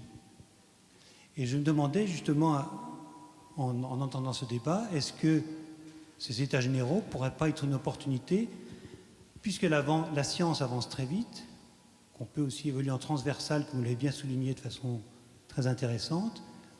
Est-ce qu'on ne peut pas aussi avoir une réflexion plus approfondie, peut-être philosophique, anthropologique, ou tout ce qu'on peut voir, sur approfondir la notion de qui est l'enfant à naître? Parce que la loi ne reconnaît le sujet de droit qu'à la naissance, et on comprend que c'est très difficile d'avancer. Alors, personne ne lui reconnaît un statut de personne. Je ne crois pas pour autant qu'on puisse dire que c'est une chose. Ça, je crois que beaucoup peuvent en témoigner. Donc, je pense qu'il ne faut bannir le mot de chose pour l'enfant à naître. C'est juridique. Hein. C'est vraiment sur le plan strictement juridique. C'est Voilà, pour je ça pense que j'ai vraiment insisté. personne ne pense que c'est une chose. C'est un terme juridique. Tout à fait. Strictement juridique. Pour que ce soit bien clair et que les gens ne soient pas choqués. Mais est-ce que ce n'est pas l'occasion d'avancer, d'aller plus loin, pour éviter justement ce grand paradoxe entre la prise en charge d'un enfant juste avant et juste après? Est-ce que le Comité national d'éthique peut éventuellement avancer sur cette question? Pour ces états généraux, le Comité national d'éthique s'est mis dans une position de neutralité. Hein, vous l'avez bien compris, puisqu'on est là pour, je dirais, accompagner ces états généraux et écouter comme une soirée comme ce soir et rassembler ensuite l'ensemble. Bon, ça ne nous empêche pas évidemment d'avoir un certain nombre de sujets sur lesquels on travaille ou on va travailler dans le cadre du CCNE. Dans le cadre de ces états généraux, la question que vous posez, c'est-à-dire sur l'embryon, vous avez une réponse juridique. Il y a maintenant possiblement des débuts de commencement de réponse médicale. Et il va se poser la question de la médecine de l'embryon. De la médecine de l'embryon. Pourquoi? Parce que c'est des choses qui n'ont pas été évoquées ce soir, mais que vous avez en tête, où ça a été évoqué par l'un d'entre vous, sur les nouvelles techniques de ciseaux génétiques autour de CRISPR-Cas9, et est-ce qu'on peut modifier éventuellement sur un embryon, sur une date donnée, un patrimoine génétique qui serait modifiable, et puis ensuite avoir une réinjection d'un embryon modifié. C'est chose qui était totalement inimaginable auparavant, et qui pose toute une série de questions. À la fois, ça peut être considéré comme une avancée de la médecine il faut enlever éventuellement un gène pathologique, et comme le début de l'eugénisme complètement, et c'est une grande question qui va se poser. Là aussi, c'est la technologie qui avance et qui va permettre de poser ce type de nouvelles questions. Donc ce type de débat qu'on n'a pas eu ce soir, parce que c'était sur les tests génétiques, on ne peut pas tout aborder en une soirée, mais sur la médecine de l'embryon sera abordé dans 2 autres débats en France dans les semaines qui viennent.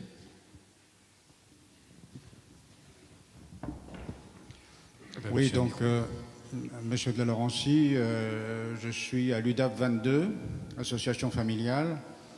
Donc là, j'ai vu rebondir à différents moments ce sujet qui concerne le statut embryonnaire, le statut de l'embryon. Je pense qu'il y a un bon exemple qu'on peut prendre, évidemment, sur ce sujet-là, qui est celui, tout simplement, des embryons surnuméraires qui sont dans la chaîne du froid, en cryogénie. Ils dépendent finalement que d'une seule chose. Et je crois qu'il faut se rendre compte de l'importance de cette expression qui est le projet parental. Parce que dans le fond, l'évolution de la bioéthique a évolué avec le concept du projet parental. Et ça, il faut le savoir.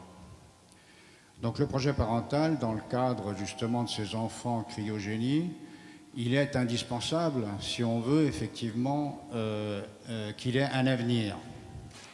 Parce que ou il en a un ou il n'en a pas, mais il dépend du projet parental. Alors pour moi, je pense que c'est une vue de l'esprit. Parce que ça veut dire tout simplement que vous décidez qu'il est humain ou qu'il n'est pas humain, qu'il est appelé à vivre ou à ne pas vivre. Donc on a un droit véritablement de vie ou de mort sur cet embryon. Alors maintenant on dit, c'est pas une personne. Alors c'est vrai d'un point de vue juridique, lorsqu'on sait qu'il s'agit de la personnalité juridique qui arrive au moment de la naissance lors de la déclaration à l'état civil. C'est clair. Maintenant, si vous regardez l'évolution cellulaire en partant du zygote, en allant au blastocyte, etc., et la multiplication qui suit derrière, vous savez très bien, tout le monde, tous les scientifiques savent qu'il y a un continuum. Ça veut dire que ça ne s'arrête pas, il n'y a pas d'étape. Il y a des étapes successives, mais si on ne l'arrête pas, ça donnera bien un enfant. C'est ça que je veux dire. Donc c'est pour ça que ça me paraît effectivement extraordinairement important d'accepter l'idée qu'il s'agit d'un être humain qui est un congénère. Et si on accepte cette idée-là, je crois que c'est suffisant pour approcher l'embryon avec une main qui tremble. Voilà, donc je voulais un avis qui soit éthique, et donc j'ai essayé de le donner. Maintenant, il y a deux mots qui sont parallèles, parce que lorsque vous faites un peu de grec, vous savez qu'éthique signifie morale. Et il y a un homme qui est décédé aujourd'hui, pardon, qui était journaliste et qui écrivait ses bulletins dans le Figaro dans les années 60-70, et qui avait été interrogé justement sur la différence qu'il y avait entre éthique et morale. Alors je vous la donne parce qu'il s'agit d'André Frossard, et André Frossard avait dit sur ce sujet, alors qu'il était interrogé sur France Inter, c'est le même mot, mais il y en a un qu'on utilise plus facilement que d'autres, c'est éthique, parce que d'éthique, vous pouvez en changer tout le temps, mais de morale, vous ne pouvez pas en changer. Voilà. Merci. Merci beaucoup. Alors au fond, on a une question. Ah pardon, oui, allez-y. Juste un point de réaction. Bon, c'était un mot sur France Inter, il y avait probablement même une réflexion derrière. Il faut faire aussi attention aux mots, parce que les mots, à la fois en éthique et en morale, ont leur importance. L'éthique est avec une vision qui est largement ouverte. La morale, comme vous le savez, rentre déjà avec un jugement. Et donc c'est bien aussi une des différences entre l'éthique et la morale. Question ici au fond de la salle, mademoiselle, madame. Moi, je voulais juste revenir un peu sur d'autres sujets que... Vous m'entendez pas ? Si, s'il vous plaît, monsieur. D'autres sujets que le test génétique post-natal, de parler aussi de l'intérêt des tests génétiques dans le cadre de maladies déjà existantes, notamment le cancer, qui permet un bon ciblage et bien adapter les traitements. Et je pense que ça, il faudra essayer de voir s'il est possible d'évoluer dans ce sens-là aussi dans d'autres cas de maladies. Et voilà, je voulais juste rappeler aussi un autre enjeu des tests génétiques. Merci. Madame, allez-y. Oui, alors... Levez-vous, s'il vous plaît, juste pour qu'on vous entende mieux. Voilà, j'ai suivi ça donc un petit peu de l'extérieur parce que je n'ai pas de cas précis. En revanche, j'ai été très touchée par le témoignage de la maman d'Héloïse. Quelle société voulons-nous aujourd'hui, à savoir ne pas accepter l'arrivée de personnes handicapées, à accepter la différence. J'avais été, il y a quelques années, extrêmement choquée par une maman qui se faisait insulter parce qu'elle avait dans une poussette un enfant lourdement handicapé et qu'elle se faisait traiter de monstre d'avoir donné naissance à cet enfant. Donc je suis extrêmement dérangée par cette histoire de vouloir avoir des enfants parfaits. La maladie existe. Si la médecine prédictive est en vue de soigner, de thérapie, voire de faciliter l'accueil d'un enfant handicapé à la maison, alors là, oui, un grand oui. Mais si c'est vraiment dans une visée de ne pas accepter la venue de ces enfants qui, effectivement, posent des problèmes aux familles, à l'entourage, etc., attention. Alors ici, au deuxième rang, une question.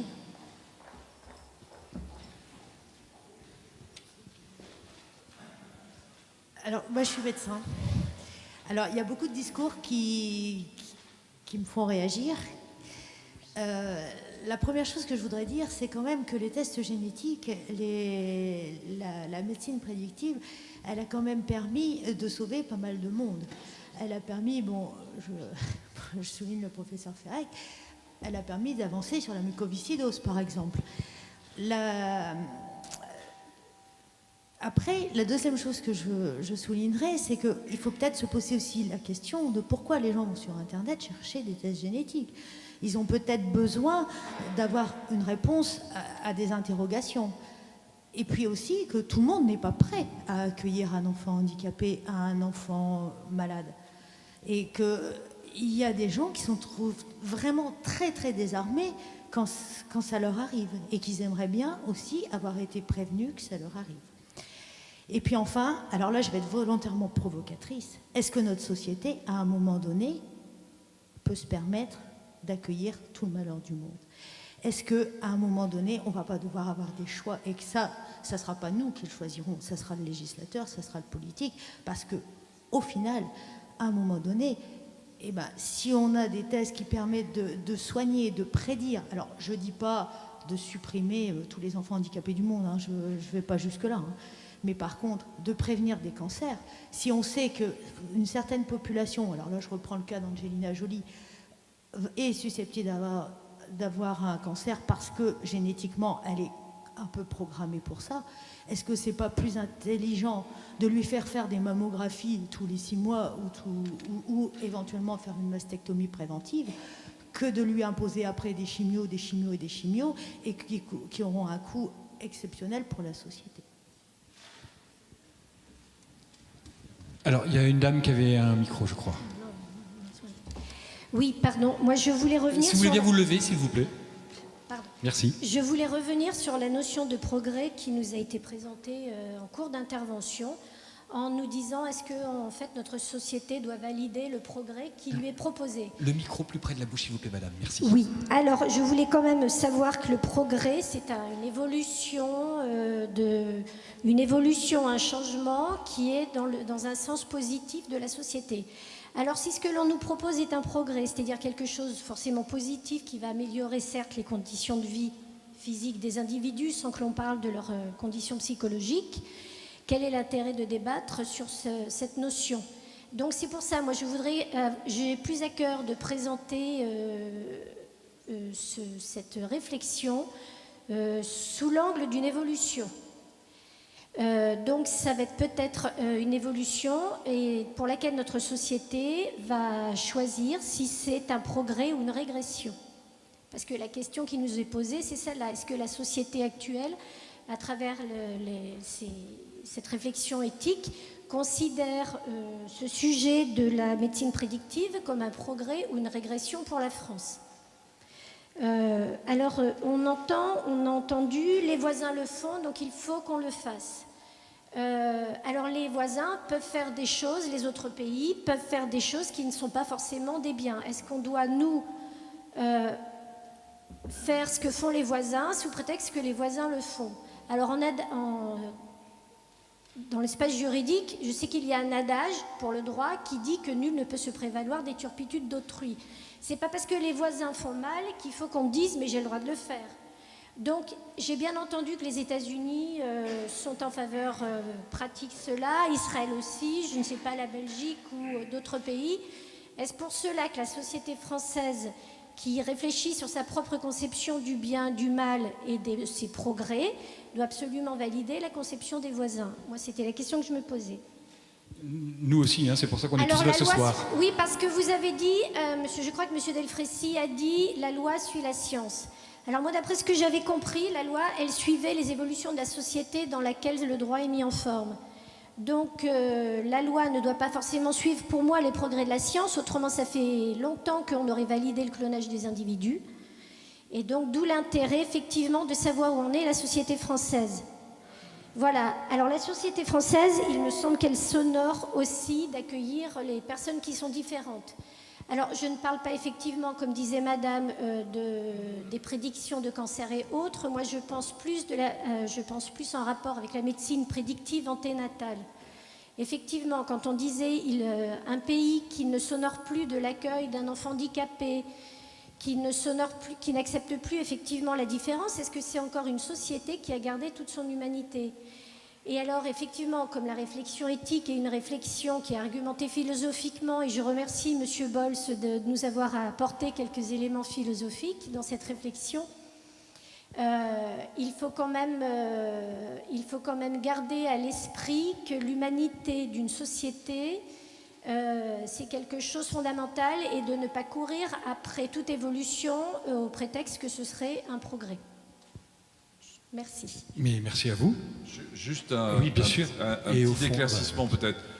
Je vous indiquais tout à l'heure que la science était internationale et qu'elle avançait de façon internationale sans frontières. Je vous ai indiqué aussi que j'étais frappé, et vous aussi, tout le monde, par le fait que, y compris au sein de l'Europe, eh bien, il y a des positions qui sont très différentes sur de grandes questions de bioéthique entre nous.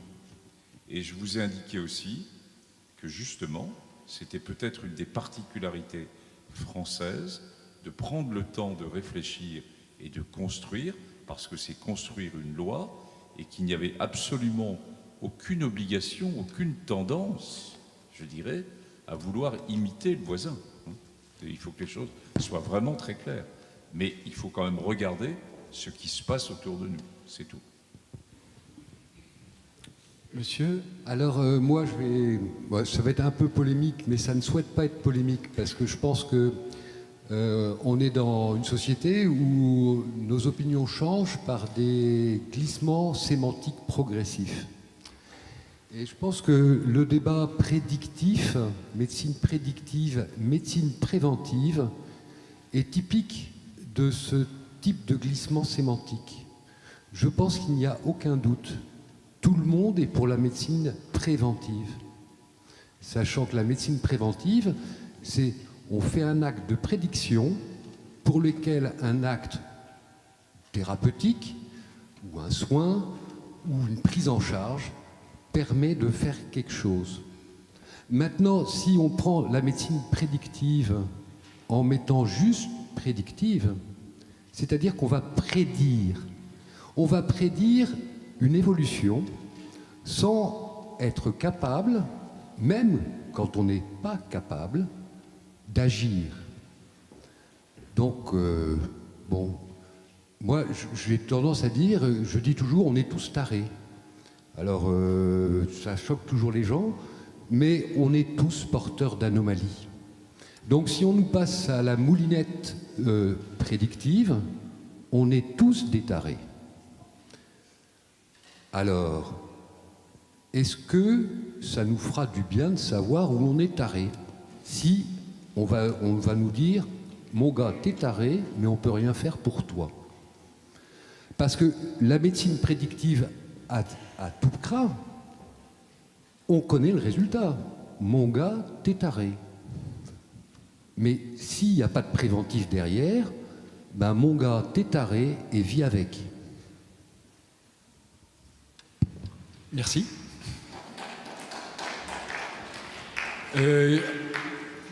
Oui, alors monsieur d'abord, et puis passez le micro à votre voisin. Bonsoir, je voulais juste avoir monsieur Ferrec votre point de vue en tant que médecin-chercheur. En effet, je trouve qu'il y a un certain paradoxe dans la recherche, voire peut-être même une espèce de schizophrénie, je ne sais pas comment dire. D'un côté, on prône le bio, on prône... encore aujourd'hui, on veut que 50% de ce qu'il y a dans les assiettes de nos enfants dans les cantines soit du bio avec des beaux petits légumes. Pourtant, juste avant, le sens de l'histoire allait dans les légumes génétiquement modifiés. Aujourd'hui, monsieur, vous parliez du CRISPR-Cas9 avec cette enzyme, le Cas9, qui permet de casser l'ADN pour pouvoir changer le génome de l'être humain, quelque chose qui a déjà été mis en pratique en Chine. Donc là, on est de fait dans le bébé OGM. Justement, comment vous arrivez à chercher, enfin, quelle est l'attitude du chercheur, du médecin-chercheur vis-à-vis de ça, vers le bien commun, Mais sous quel aspect? Est-ce que, par exemple, là, on va progresser pour aller vers le bio, ou est-ce qu'on va progresser pour aller vers la question de l'OGM? De la même manière, monsieur, vous parliez de cet enfant juste avant de naître et juste après être né. Comment le médecin-chercheur se positionne éthiquement, justement, vis-à-vis de ce paradoxe où un enfant, 2 minutes avant de naître, il peut subir une IMG, mais 2 minutes après être né, son atteinte deviendrait un crime. Comment le médecin-chercheur, dans cette situation, vis-à-vis de cette science qui avance, vis-à-vis de ce progrès qui avance, comment le médecin-chercheur il se positionne? Quel est, vous, votre point de vue pour la recherche, et justement, dans quel sens vous allez vers le bien commun? Merci, monsieur. Bien. Écoutez, je pense que pour nous, en tout cas, on a une barrière extrêmement solide entre ce qui est l'ADN germinal, c'est-à-dire l'ADN qui est dans nos gamètes, auquel effectivement on s'interdit de toucher, de modifier le génome, de modifier finalement possiblement notre descendance. Et ce que les médecins veulent faire, c'est de la thérapie génique somatique, c'est-à-dire de la thérapie génique qui va s'intéresser à modifier un organe qui est touché, à modifier une cellule cancéreuse, à modifier, à intervenir pour guérir une maladie, mais bien sûr avec des barrières extrêmement étanches entre la modification du génome que l'on va essayer de faire avec des succès, tout à l'heure on en parlait, avec des succès qui n'ont pas été à la hauteur de nos attentes il y a quelques années, mais probablement dans le futur, il y aura des avancées dans ce domaine et on arrivera à guérir certaines tumeurs, on arrivera à modifier certaines maladies génétiques en modifiant, je dirais, un organe qui n'est pas capable aujourd'hui d'exprimer une protéine. Donc pour moi, je veux dire, j'ai pas de problème éthique par rapport à ça. Nous autres médecins, notre mission finalement et l'objectif, c'est de guérir les malades et de les accompagner. Et si on a des outils pour le faire, et si on ne met pas en cause, et si on ne met pas en danger, je dirais, notre patrimoine génétique et nos descendances, je crois qu'il faut avancer. Voilà un petit peu. Monsieur.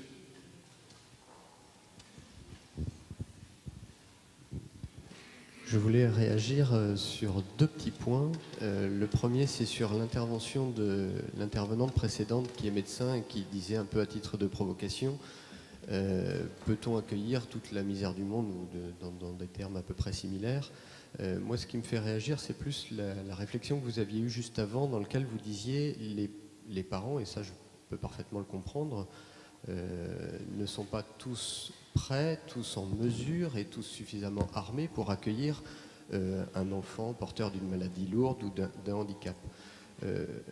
Ce que je pense par contre fondamentalement, c'est que l'honneur d'une société et peut-être même l'humanité de notre société, c'est de plutôt aider les parents, les armer, les aider, les encadrer, les entourer pour qu'ils puissent mieux accueillir ces enfants, plutôt que de les éliminer, pour ne pas dire de les éradiquer. Je pense que c'est vraiment l'honneur d'une société et son humanité que d'aider à vivre ces situations difficiles plutôt que de les supprimer.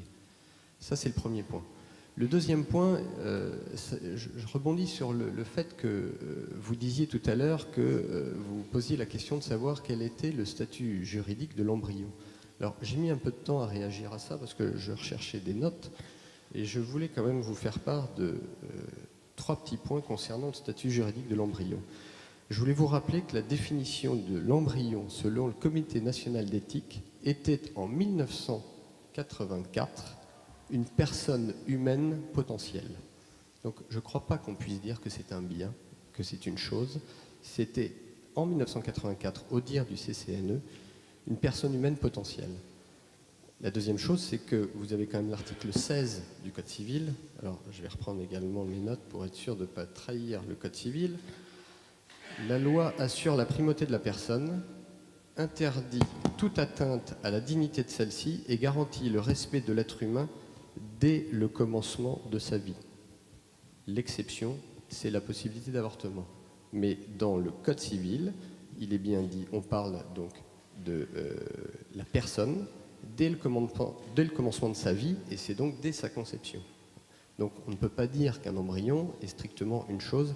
La dernière chose, c'est que la Cour européenne des droits de l'homme, dans un procès, dans une jurisprudence par Rio, je crois, contre l'Italie, a justement disqualifié l'État et a refusé de le considérer comme un bien. Donc c'était les deux réflexions que je voulais faire. Merci. Alors, simplement pour préciser encore une fois, c'est pas une chose. Enfin, c'est-à-dire que juridiquement, effectivement, on a deux catégories et que le droit, il essaye d'appliquer des règles cohérentes aux différentes catégories, j'ai envie de dire, qu'on est obligé de qualifier. Et donc, des règles différentes vont s'appliquer aux personnes ou aux choses. Et effectivement, on est sur un entre-deux avec la question de l'avortement, je suis bien d'accord, mais simplement puisque c'est juridiquement pas une personne, la logique dit en droit que tout ce qui n'est pas qualifié de personne est une chose.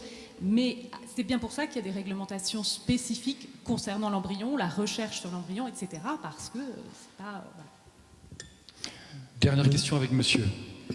En fait, moi, ce que je veux dire, c'est suite à plusieurs interventions par rapport à l'avortement, puisque finalement le débat glisse depuis la médecine prédictive vers l'avortement.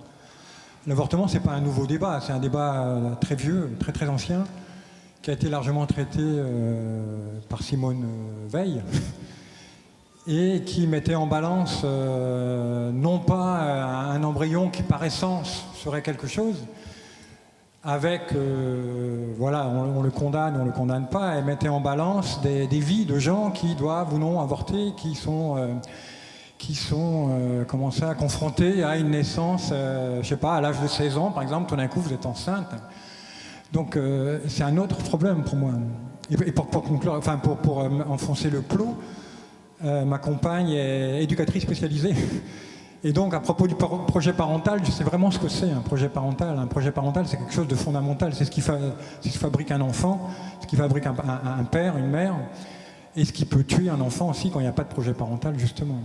Et pour finir, pour revenir sur le débat, donc pour moi, le juriste et le bioéthicien, je ne sais pas si on dit ça, mais doit se poser les questions de faire vivre ensemble les gens et de poser des questions fondamentales sur qu'est-ce qu'on fait ensemble, et donc poser des questions non pas de statut de l'embryon, mais de solidarité, de dignité humaine, de zéro risque. M. Bols l'a dit tout à l'heure, est-ce qu'on a besoin de vivre avec zéro risque ou pas? Pour moi, les questions fondamentales sont là.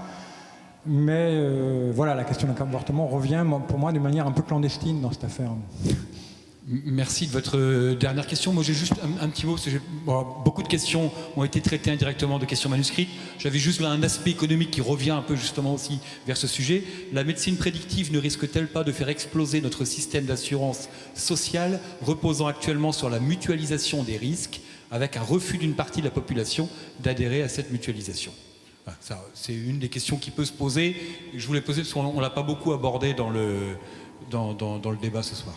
En tout cas, quand je vous ai indiqué tout à fait au début que à la fois les aspects économiques devaient être réfléchis, parce qu'il y a des questions éthiques en effet qui se posent de où va-t-on consacrer finalement un certain type de financement, et c'est quelque chose qui doit être partagé et décidé de façon commune.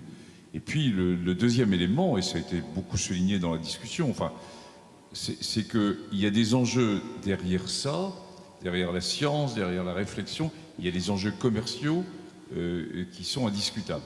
Et qu'on n'est pas dans le pays des baby-nounours, et qu'il faut le savoir, et qu'il vaut mieux prendre le temps de réflexion autour aussi de ces enjeux commerciaux. Voilà, c'est ce que je voulais vous indiquer. Je me garderai bien de faire une synthèse, mais je voudrais faire un certain nombre de remarques, vous donner des informations et terminer sur des remerciements. Les remarques un petit peu personnelles au travers de ce que j'ai entendu et de la grande richesse de ce débat. La première, c'est que ce dont nous discutons touche au plus profond de l'humanité et de l'intimité de la personne. On en a tous bien conscience. C'est à mettre en balance, et ça revient, enfin ça colle avec la dernière question écrite et la réponse de Jean-François Dulfraissy. Je ne sais plus quel patron de l'un des GAFA a dit récemment que la notion de vie privée et d'intimité était obsolète. Et donc ça veut dire que nous sommes à poil sur la table commune du village mondial. Je vous invite à réfléchir à ça. La deuxième, c'est qu'on parle en permanence de tests, de dépistage, de prédiction, de machin. Mais qu'est-ce qu'on fait? On parle de l'objectivation de la personne, qu'on transforme en un état de santé normal ou anormal, ou potentiellement anormal. Et ça repousse la subjectivité au sens de le sujet qu'est la personne humaine. Et on voit bien en permanence l'opposition entre nos caractéristiques, qu'elles soient génétiques, physiologiques, ce que vous voudrez, et de l'autre côté, notre singularité irréductible. Avec cette espèce de chose qu'on a tous dans la tête qui est de catégoriser les gens, de les mettre dans des niches particulières. La troisième remarque, c'est, je voudrais vous faire réfléchir, et je dis ça pour nous les professionnels de santé, sur le vocabulaire que nous utilisons. Quand nous parlons de patient, nous ne parlons plus de la personne. Quand vous allez à la poste, la postière ne vous dit pas vous êtes un postant. Quand vous rentrez dans le système de santé, vous êtes devenu un patient. Ah tiens. Et quand nous parlons tous de prise en charge, de prendre en charge, ça veut très exactement dire, quand je vous dis que je vous prends en charge, que je vous décharge de vous-même. Et donc que je prends le pas sur vous. Et dans le fond, c'est ce dont on discute en permanence. Et là, c'est un système. Je ne dis pas que tout est mal, mais je voudrais attirer votre attention sur ça. C'est profondément ancré dans le fin fond de la tête de tous les professionnels de santé. Ils prennent en charge des patients. Non, ils prennent en soin des personnes qui ont recours à eux. Ce n'est pas la même chose. La quatrième remarque, c'est que il me semble que l'argument, le seul qui n'ait pas de poids, c'est, puisque ça se fait ailleurs, on est bien obligé de le faire. Alors celui-là n'a aucune légitimité, parce que ça revient à dire que finalement, on serait dans un moins-disant éthique, technique, ce que vous voulez, qui serait mondialisé, et on voit bien que là, il n'y a plus aucune spécificité de quoi que ce soit, de qui que ce soit, où que ce soit. Et la dernière remarque, c'est pour vous rappeler à la fois l'impératif moral de Kant, qui nous dit qu'on doit toujours se traiter soi-même et toute l'humanité, jamais seulement comme un moyen, mais toujours comme une fin. Et donc la question qu'on peut se poser au travers de tout ce qu'on a discuté, c'est est-ce que nous sommes en train de parler de la personne comme une fin ou comme un moyen, y compris comme un moyen de puissance, qu'elle soit économique, scientifique ou politique. Et pour finir, la définition de l'éthique de Ricoeur. Il n'y a pas d'opposition avec la morale. L'éthique, selon Ricoeur, c'est une visée de la vie bonne avec et pour les autres dans des institutions justes. Il me semble que c'est bien le fin fond de l'objectif de la révision de cette loi de bioéthique. Quelques informations. Vous retrouverez l'enregistrement vidéo de la totalité de cette réunion. Quand ça aura pu être compacté, vous le retrouverez avec un lien sur notre site web. Donc je vous encourage vivement, si vous souhaitez la revoir, vous en servir également, par exemple dans des écoles, à pouvoir le faire. Si vous voulez nous écrire pour nous apporter des témoignages ou des contributions, vous pouvez le faire sur l'adresse mail qui défile, pas sur cette diapo, mais sur l'autre, qui est ereb@chu-brest.fr. La troisième, c'est évidemment toutes les manifestations que nous allons organiser. Vous avez les grandes conférences débats ici. Je voudrais juste vous rappeler le 14 février à la Fac des Lettres avec le professeur Jean-François Mattei et le 20 février ici, dans ce même salon, sur l'assistance médicale à la procréation. Vous trouverez sur notre site web, dans un onglet spécifique, tout un tas d'informations et depuis cet après-midi, grâce aux membres de l'équipe, une documentation sur à la fois médecine prédictive, test génétique et d'autre part sur assistance médicale à la procréation. Quelqu'un a évoqué à très juste titre quelle communication on a fait. Alors on n'est manifestement pas des pros de la communication, mais je voudrais dire que peut-être les médias pourraient s'intéresser à ce qu'on fait. Quand on fait une conférence de presse et qu'il y a 3 journalistes, ça pose un petit problème. Alors c'est vrai qu'il y a des histoires beaucoup plus intéressantes à l'heure actuelle dans les médias. L'assassinat d'une malheureuse dame, le recrutement d'une handballeuse supplémentaire au BBH. Mais ça serait bien que nos manifestations et ce qu'on essaye de développer dans le cadre de ces états généraux de la bioéthique fassent un tout petit peu plus qu'un vague entrefilé dans les pages locales. J'assume ce que j'ai dit à l'égard des journalistes.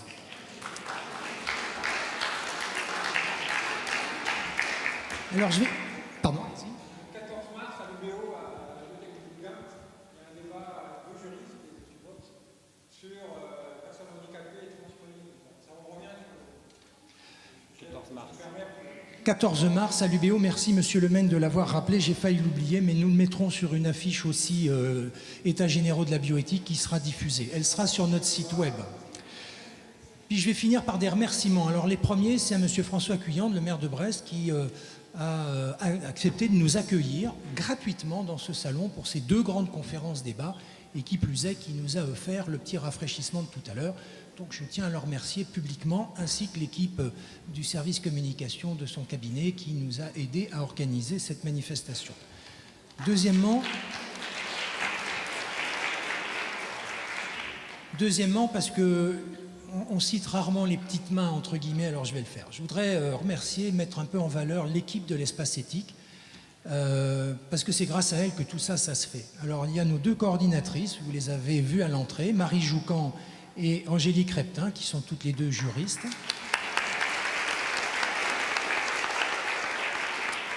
Il y a Johanna Karl-Joubert, qui elle est diplômée en sciences politiques et qui est la chargée de mission que nous avons recrutée pour 6 mois pour organiser ces états généraux de la bioéthique et qui est aussi une des chevilles ouvrières maîtresses.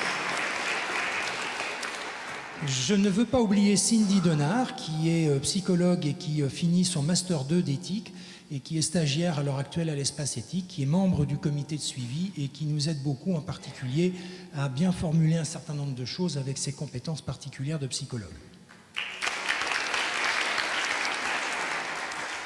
Et puis les membres du comité de suivi qui sont des bénévoles, il n'y en a aucun qui est professionnel de santé. Je ne vais pas donner leur nom pour ne pas les gêner, vous le trouverez avec leur accord sur le site web.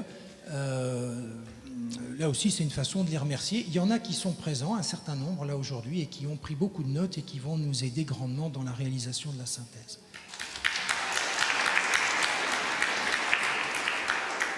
Je voudrais remercier les 3 intervenants, Claude Ferrec, Christelle Leprince, Jean-François Delfrécy.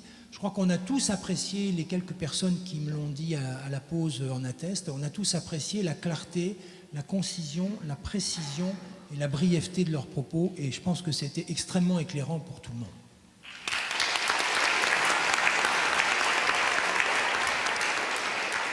Je n'oublierai pas M. Hugo qui a managé ce débat avec brio.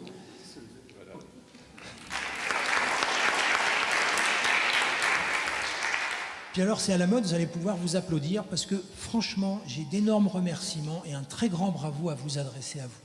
Pour la richesse, la qualité de ce débat et surtout son caractère extrêmement serein. Il y a des positions très différentes qui se sont exprimées, ça a été extrêmement respectueux, ça a été extrêmement éclairant et ça, c'était l'objectif qu'on poursuivait et je suis vraiment très heureux que vous l'ayez atteint. Alors merci.